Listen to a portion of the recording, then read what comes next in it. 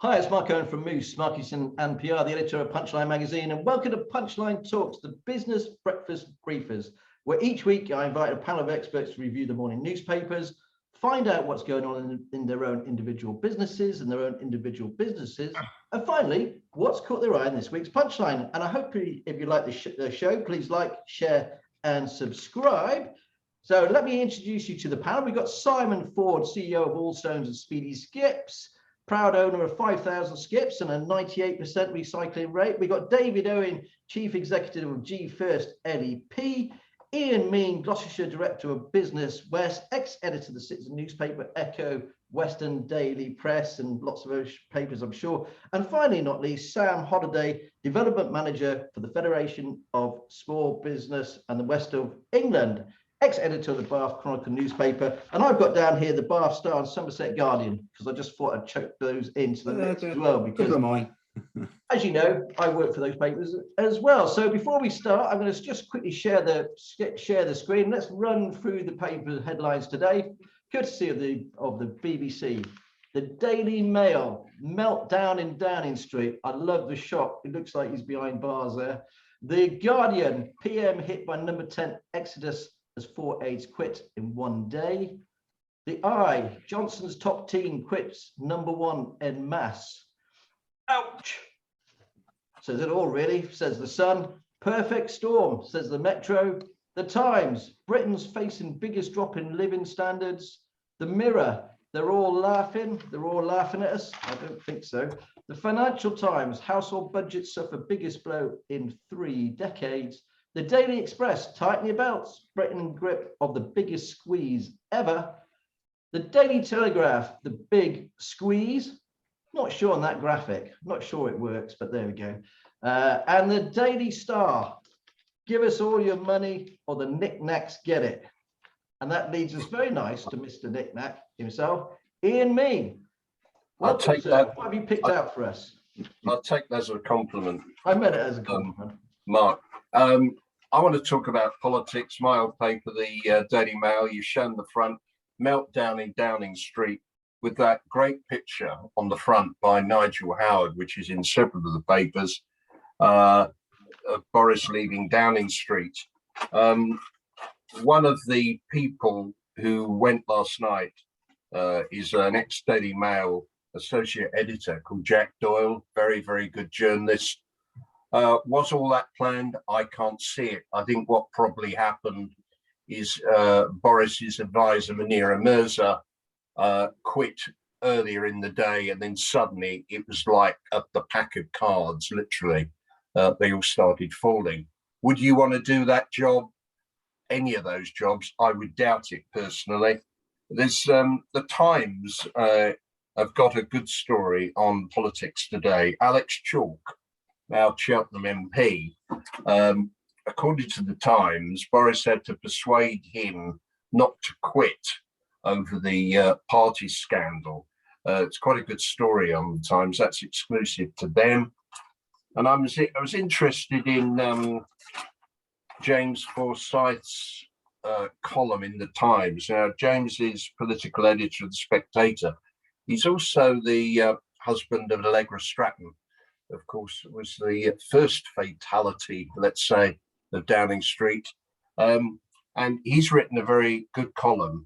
And the headline is Tories fear what Johnson might say next. And he ends with a paragraph that says, as long as that is the case, it will be hard to persuade the public that a party which has not got a grip on itself has a handle on the problems facing the country. My bet is that we've got a long way to run on this story. I want to mention a story closer to home in the Times on UCAS, something I'm very interested in, apprenticeships. Headline on this story says UCAS, which of course are based in Cheltenham, demands end to snobbery around degree apprenticeships. More and more young people are going into degree apprenticeships. It allows them obviously to earn, to study at the same time. A lot of our companies like Renishaw are very much into this. And it's unfortunate that a lot of parents still have the wrong idea, Mark, about apprenticeships. It's nothing about oily rags and whatever at all. In fact, if you look at the wage earning capacity of a lot of young people, those who go into apprenticeships end up, doing rather well about it. So those are the main things, really. And our Western daily press, I know others are going to talk about the financial situation, but they sort of sum up in a headline everything about the economy today. Future bleak as millions face £693 energy bills row. Okay, right. Thanks ever so much, Ian. A good clutch there. Simon, let's go over to you then, sir. What have you picked out for us today? I'm going to talk about interest rates quickly. I remember my first mortgage was 14.4%, and when I paid it off, it was 8.8%. We've had so many years of low interest rates. We're now on 0.5% base rate. What I don't think that this government get is the fact that if you lower corporation tax, you actually end up with more income tax. You actually end up getting more tax in. There's a curve called the Laffer curve, and that shows the relationship between tax rates and the amount of tax revenue. And it's not rocket science. And I think this government are going the wrong way with it. They're going to try and tax us out, and it'll cause a recession or something like that. So anyway. So can I just say about the mortgage rates and interest rates? We've got a whole generation of people that have never had inflation or interest rates going up. And it's going to be an absolute shocker to them that suddenly prices have always been low. They've been able to buy everything cheap, just won't be able to do that anymore, Sorry, Simon. Go on. No, a lot of people don't know about red diesel. I don't know if any of the rest of you know what's going to happen with red diesel. No. So from the 1st of April, there will not be any red diesel. You will not be able to buy it. You will only be able to buy white diesel. What that does for a business like mine is it adds £600,000 to our costs per year, straight away. Because we cannot use red diesel now on our plant, our equipment. The only people that can use it, I believe, is farmers and golf courses. And I don't know who's going to police it and everything, but that is going to have a major impact on a tin of beans, on everything. Refrigerated goods, they run on red diesel. Everything, plant or that, it's just going to have a massive effect on inflation. Anyway, so Johnson's back to call for new thank holiday. This is about the extra bank holiday for the Queen. Much as I'm a royalist, I tend to look at the cost of these things. And there's an extra bank holiday for her 70th this year. They're talking about another one, or it becoming the norm every year for an extra bank holiday. I just did some simple maths. That one day is going to cost me in excess of £105,000 in loss of turnover and wages and all the rest of it. So it's people like me that end up paying for it. It's not the employees or anybody else. And I haven't had a vote in whether we can have that or not, because I would say no. Anyway, Funny that. Put that to one side. Last one then, Simon. Crisps. So for we've got a canteen at work. That's about KP Chris. We've got a canteen at work, and I buy crisps for all the employees and open them up and everything. We've had a real problem getting hold of Walker's crisps for like 4 months now.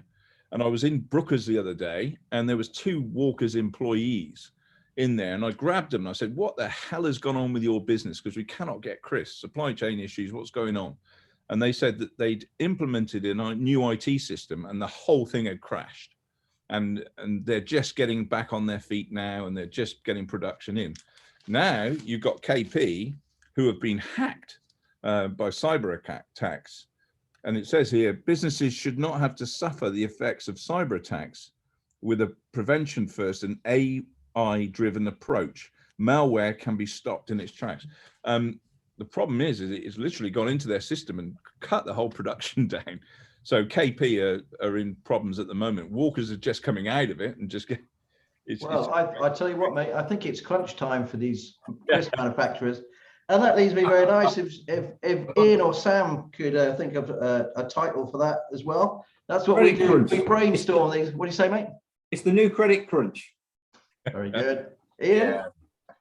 And the final one was Renishals. You know, they've done very well during the pandemic. You know, and a lot of it is down to these switches and electric bits and bobs that they're doing. Their pre-tax profit has gone up to 84 million on a quarter of turnover of 325 million. So they're doing really well. That's a really good success story out of this, all of this, you know. And it's in today's times, a story that we ran yesterday. Oh, yeah. Right.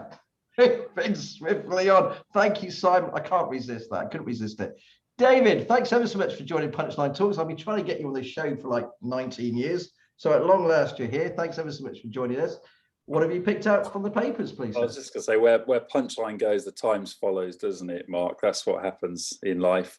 Continuing a bit of a theme, really, the cost of living squeeze, I think it's going to hit really hard. And, you know, as others have been saying, we've got very used to very low interest rates. Of course, interest rates went up for the first time since, I think it's 2014 is the last time they went up 2 months in a row.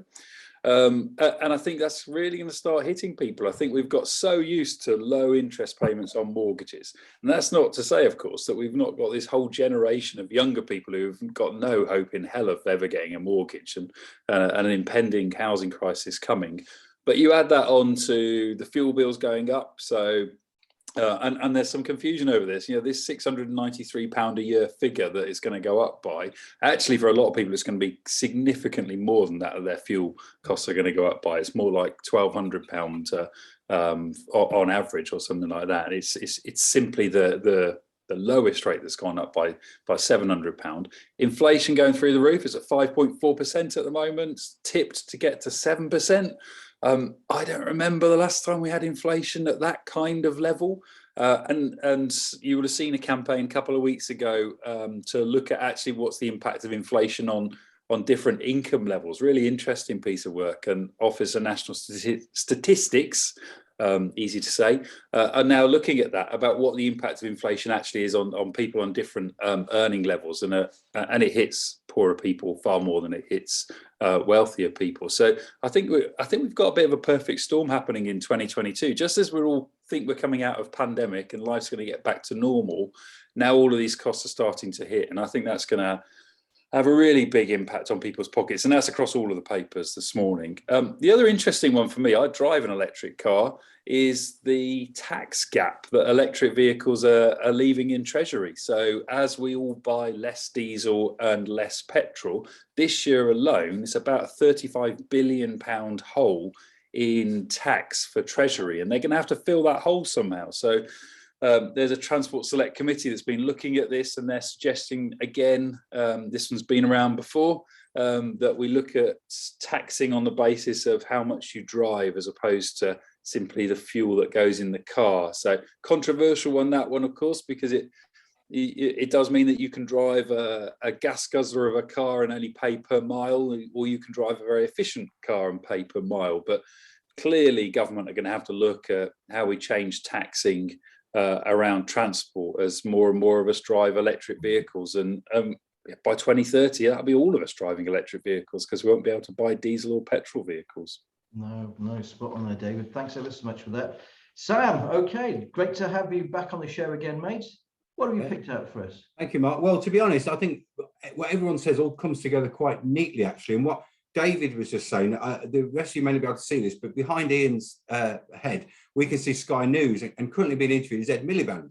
And I saw Ed Miliband being asked this morning, how can we justify £200 a year on our fuel bills towards the green levy? And suddenly all the green initiatives that people have been talking about, and people like us in the FSB have really been pushing, people are going to start questioning again. So all these things are starting to hit the perfect storm. And actually the combination really of the politics that we've been talking about and an increase in all the different charges that we're having is genuinely coming together, because this feels like a very, very serious time. And maybe a lot of Tory MPs, dare I say it, are asking whether we need a serious man to take us through that serious time. And I was quite struck in the Times by the actual letter from Munira Mirza, who isn't just a typical advisor. This is almost like a right-hand woman to the Prime Minister. And in her last sentence in the paragraph, she put, because he apologised, didn't he, about the Keir Starmer thing? It is the right thing to do, but it is not too late for you to do more. But I'm sorry to say it's too late for me. And I found that quite strong, because if one of his strongest advisors can say that, then I wonder what this weekend people are thinking about. And I didn't know what Ian had said about that thing about Alex Chalk. That's quite significant, because not a lot of Gloucestershire MPs from what I can see have put their head above the parapet on this. I think Sir Geoffrey Clifton Brown did earlier this week. He said that to be shameless, but it all comes back together, because I know we're probably all those sort of strange people that really like politics and the machinations, what's happening, number 10. But I've got friends, even very educated friends, who aren't not interested in politics. But trust me, they're all going to be interested in their bills going up. They're all going to be interested in their fuel going up, their national insurance going up, tax going up, mortgages going up. And suddenly people will then start to look to government. And so all these stories, because I couldn't believe that the fuel crisis wasn't the front page of everything. That shows how big the politics is, but it's because the two things are serious. I think the country's got to ask itself, and have we got the right man to take us through potentially the biggest crisis that we'll face economically? And we just come out of COVID as well for a very long time. So I think it's a fascinating time. Thanks ever so much. A really, really good insight into all those things. The other thing is, we're not out of COVID. No, 500 odd people died yesterday. We're not out of it by a long shot. And on top of that, we've got Ukraine and Russia, and we need some serious stuff going on in number 10. We don't want them all fighting each other when you've got the Russians pushing at the West like we have. That leaves me very nice to ask you guys: should Boris stay or go? I know, David, you might not be able to answer this, so I won't ask you that. Okay, respect to your position. Simon, should he stay or should he go? Boris? I think, yes or no? I think it's a question of when, not if. So yes, he should go. If he's lied to Parliament, yes, he's got to go. Okay, Ian, yes or no? Should he go? Yes, he should go. I agree with Simon. There's two tenets I've always held in journalism. You've got to have two things. One is trust, second is accuracy. And I'm afraid both of those have run out for Boris. Okay, Sam? I don't want to go into party politics, but I will go on exactly what Simon said, really. Nobody lies to Parliament and stays in their role. That's a universal political reality. Okay. I totally agree with that as well. Okay, let's move on and talk about our own individual business sectors, if that's okay. Ian, let's go back over to you, please. Right, Business West, wearing your Business West hats. Yeah, I've been doing a lot of work through Business West for Western Gateway. This is the political partnership, sort of our version of, the powerhouse in the North and in the Midlands. I'd like to think it was called the Southwest Powerhouse. We're not at that stage yet, but one of the big things that we're looking at is the bid for a new fusion prototype plant on the site of the old Albury and Berkeley decommissioned nuclear stations. And starting tonight, there's some meetings. I'm going to one at Albury, at Berkeley rather, to sort of talk to communities about it. I mean, this is a huge project, as David will know. I mean, we're talking here initially about a 220 million plant.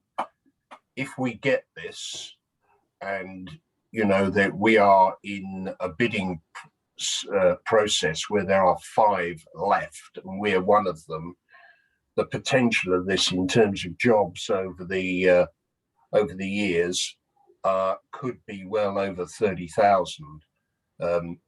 Your readers and listeners, Mark, will know that there's a huge heritage of nuclear and energy in Gloucestershire, with the old Berkeley laboratories. Here at EDF, round the corner from where I live in Hucklecote, there's something like 1,000 people there. These are experts in high temperature energy. What could stop us? Well, I think the bid is very good technically, but let's be also realistic.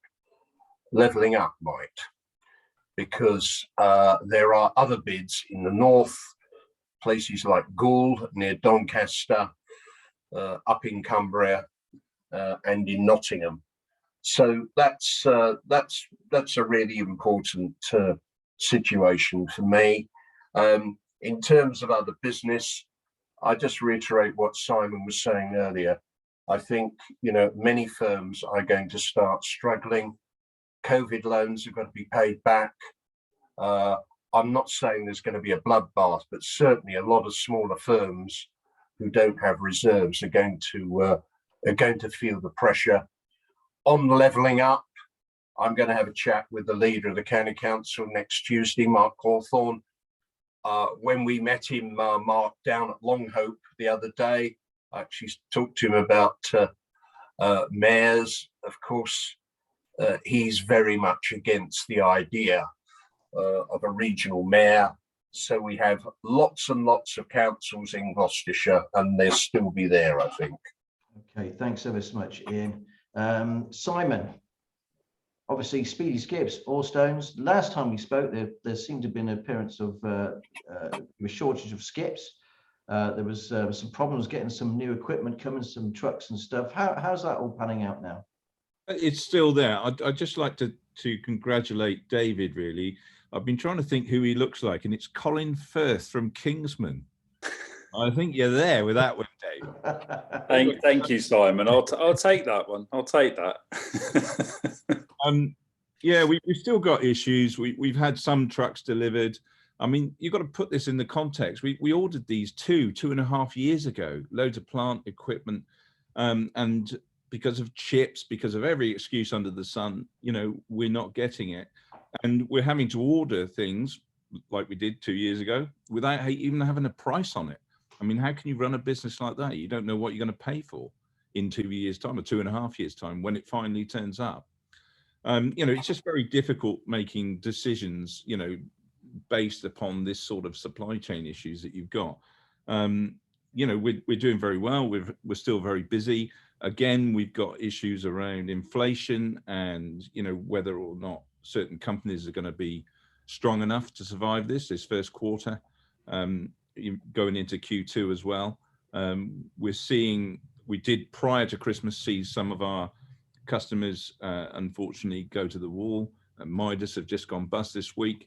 They're a big company, a big utility company. And I think we're going to see a lot more of that. We've got a lot more pain before we can have gain. And this is why I'm sort of really annoyed with the government, because that decision to put up corporation tax is another nail in the coffin. If they would have reduced it from 19% to 15%, it just encourages us more to reinvest back into our people, our businesses. If we make more money, then we employ more people. It's not rocket science. It's For me, it's also the national insurance rise as well. And I think that's going to stop a lot of people taking on more people. It's just costs on costs on costs. And the red diesel is going to have a massive impact on the whole of the country. I don't think people realise how much that. I'll probably come back to you that actually later on today, if that's okay, Simon. If that's all right for Punchline. David, congratulations. Thank you. Congratulations, GFirst LEP. It's saved. We're all sort of hanging in there thinking, oh my goodness, it was looking a little bit sticky, wasn't it? It's been a really difficult, 11 months. The review was launched 11 months ago, and it's been a difficult 11 months when you don't know what the future of your organisation is and whether it's going to survive. It's been a really tough one for the staff in particular, who've got mortgages to pay and kids to feed and all that sort of stuff. It's been really tough. I think, I don't generally like to navel gaze about the organisation itself, because the people in the organisation are doing it because we want to help businesses in Gloucestershire. We want to help people in Gloucestershire, and I'm really proud of the work the organisation has done over the last 2 years through COVID. The information we've got out to businesses on the support that's available for them. The feedback we've provided into government about what the real challenges are for businesses in Gloucestershire and the additional support that they've needed has been fantastic. And everyone in the team's done a brilliant job with this sort of uncertainty hanging over them. And levelling up white paper this week, for all its detractors, actually for us gives us some security and cements most importantly, actually, the voice of business in economic growth. So for me, it's not about protecting the name Local Enterprise Partnership and making sure that the Local Enterprise Partnership survives as an organisation. It's making sure that business has a really strong voice in what's going on in the local economy and in driving the policy and the strategy and deciding where the investment should take place, because business creates the wealth. As Simon's just been saying, it's business that create the wealth, that pay the taxes, that allow us to pay for public services. And so for me, that's the most important thing, is that government have recognised that business needs to have a strong voice. And you did the story yesterday in Punchline. We've had some great correspondence from people as well, Sam included, saying how pleased at a local level FSB are that we're continuing. And we're ready for the next challenge. The next challenge is what happens next in Gloucestershire's economy, and what do we need to fill the skills gaps that we've got? What do we need to grow the economy in Gloucestershire? What do we need to support businesses and to make sure that our economy is as buoyant as possible? And how do we address some of those more controversial challenges? So we've got a housing crisis in the county. We've got all sorts of other challenges going on in Gloucestershire that we need to address. And the LEP is here to be the voice of business and be the challenge for those who are making policy. Well, I just want to say, congratulations to you and your team, because first of all, it is about leadership, by the way, as well. And it's about leadership to keep those people there when it looks like over the horizon they might go. And it's a perfect opportunity for them to parachute the hell out. So, well done to you and your team there to keep it every bit. Well done to all the guys for staying. I know lots of us don't say it, and I think all of us around the Zoom call probably feel the same way as I do as well. So thanks ever so much for that, David. Good job. Right, going to pass over to Sam now. Sam, obviously you represent 7,000 small businesses across the county, wearing your Southwest business hat. What's the sort of mood of the people now going forward as the small business owner? It's incredibly mixed. I will just say one quick line. I'm thrilled about the GFirst and the LEPs. And the thing is, the FSB is a national organisation, as you know. So I talk to a lot of my colleagues from all around the country, and not everyone has the same warm feelings about their LEP. I've got to be honest with you, but I've been a staunch defender because I've seen the difference it makes. And I think Gloucestershire under David's leadership, and people like Ian is such a brilliant advocate for small businesses in his role. It's just been outstanding. And the Growth Hub network is second to none. And trust me, I've had a chance to look at other people's ideas of what Growth Hub's at, and I mock them. Anyway, in terms of where small businesses are, I just find it such a really mixed picture. It almost changes by the day, I mean, Mark, you asked me to contribute to looking ahead for the magazine about in Punchline about what 2022 looks like. And yesterday I wrote some relatively positive comments. Overnight, I don't feel quite so positive anymore. It just feels that way. And we did our quarterly survey of FSB members just before Christmas, and the figures were really, really low. Confidence really low. And I kind of put that a little bit down to the fact that we all feared that Omicron might be hitting us again. We might have more lockdown. But I think, as Simon's alluded to, it goes deeper than that. So many people's costs are coming in. I've been speaking to a couple of people from the banks this week who are quite worried about people not paying back the loans that they received last year, because a lot of people took on loans, very, very big loans, and are now suddenly having to pay them back at a time when there's less money in the economy. They can't necessarily get stuff. So I think some people believe that because of COVID, yes, we calming down, I'll say that, Mark, no more than that, then we can start looking for a bit more positivity. And that's what I'm hanging on to. But as costs rise, then I think it's going to be really, really a tense year and a very unpredictable year. And I think you'll have conversations with two different business owners and get two very different responses. I've got a feeling this is going to be quite a pivotal year, but I didn't know anything about what Simon mentioned about red diesel and things like that. And the fact that the stuff here that's frightening me, the stuff I don't know about is frightening even more. So I think it's a very unpredictable year. I wouldn't want to be, Mystic Meg or whoever she is this year, because she's going to get it wrong. Well, I can tell you now, I totally agree. The amount of stories I hear about companies going bust and things, hospitality still really, really struggling. Anyway, but let's focus, guys, on Punchline now. And what's caught your eye this week, please, guys, as we wind down the show. Ian, what's caught your eye in this week's Punch, please? Well, graphene concrete caught my eye in Long Hope. We're both out at Long Hope to see Neil Ricketts. and it was just amazing. I mean, you've got to, seeing is believing is the word, isn't it? You've actually got to look at what's going on here. I thought it was amazing. Neil's an amazing guy. Great drive.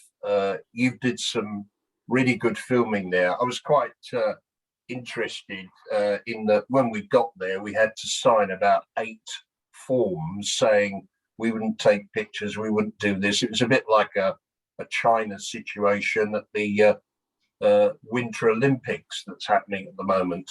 But apart from that, you know, this is a story of a very, very innovative company battling the world, doing really, really well. It's funny. There was so much there that we couldn't cover it all in the same article. Actually, we're going to have to return to it. Really, really fascinating. Thanks ever so much for that, Ian. Simon, what's caught your eye in this week's Punch, please? We're going to have to move a little bit quickly. Yeah, mine was the same, really. And just adding to that is that Neil has contacted us in terms of carbon footprint, green economy, sustainability. And what they're trying to do now is use recycled aggregates with the graphene and cement to make concrete. So the whole thing is a circular economy, if you like.